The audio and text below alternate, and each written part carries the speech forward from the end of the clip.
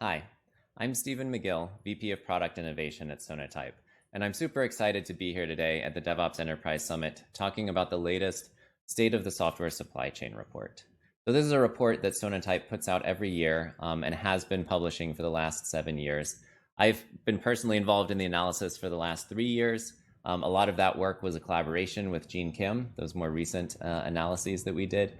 And it's just always really exciting to go in, redo analyses from previous years, but updated with an additional year's worth of data, but also think about additional questions we can ask, additional analyses we can do to try and gain more insight into how people manage their software supply chains. So how do enterprise software development teams, how do open source projects, how do individuals stay on top of the constantly evolving mass of software that they're using, that they're incorporating into their applications, and how do they do that securely? And so that's what we're going to look at today. I'm going to hit the high points of some of the more interesting findings from this year. If you want full details, you can go access the full report. I have a link at the end of the presentation. And I want to start with just an overview of the space. And in particular, start by looking at just how much open source is out there. So if we look at total projects that we see in the various ecosystems, and so this is for Java, JavaScript, Python, and NuGet, here is data on the total number of individual projects that exist. So, JavaScript is absolutely massive at 1.9 million projects out there. Java has a lot, 430,000. And what's interesting, if you think about this, say you're a Python developer and you think about all the libraries that you use, that you pull in, when you start a new project, things maybe you haven't used, but you've heard about, right? Guaranteed it's not up at that 336,000 level, right?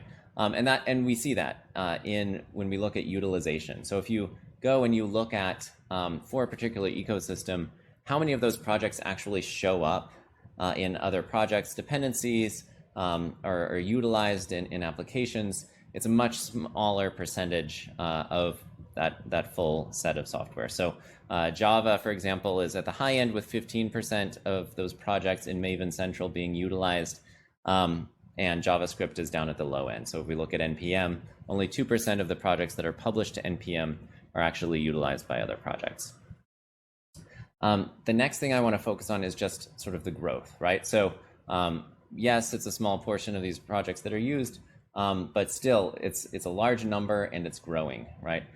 So we see 71% growth in the Java ecosystem, still, very vibrant community growing very quickly. JavaScript, 50% more. This is year-over-year growth in terms of number of projects. So 50% more projects in the JavaScript ecosystem than there were last year. And so you can see numbers for all of these. They're all growing, at a very rapid pace, right? So open source obviously is a huge success, continues to grow in both supply and then in utilization as well.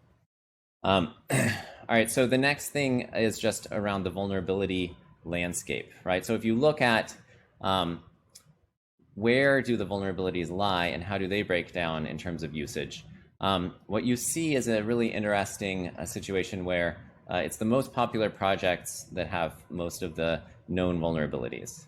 And that sort of makes sense, right? Because the security community, both white hat and black hat, focus their efforts on those most popular projects, right? If you have way more impact if you find a vulnerability, way more impact for positive or negative, for good or bad, if you find a vuln in a highly utilized project, right? And so those projects get the attention. Those projects are by and large where we see CVEs being published. It doesn't mean there aren't vulnerabilities in less used projects. It doesn't mean you should go out and pick some obscure dependency to base your application on. That might not be good from a technical risk perspective. And there's probably vulnerabilities there too. They're just not known yet.